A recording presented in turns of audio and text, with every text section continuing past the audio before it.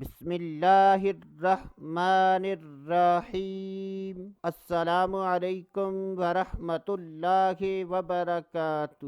آج کی اس ویڈیو میں بات کریں گے مال میں برکت کا قرآنی وظیفہ۔ اگر اس صورت کو ایک مرتبہ پڑھ کر مال پر دم کر دیں گے تو انشاءاللہ عز و جل اس صورت کو پڑھنے کی برکت سے مال میں برکت ہوگی۔ وہ صورت یہ ہے: أَلَمْ نَشْرَحْ لَكَ صَدْرَكَ وَوَضَعْنَا عَنْكَ وِزْرَكَ۔ یہ 30ویں پارے کی مختصر سی صورت ہے۔ کوشش کریں کہ اس کو درست تلفظ کے ساتھ یاد کر لیں۔ تو دوستو، آج کے لیے اتنا ہی۔ اگلی ویڈیو تک اجازت۔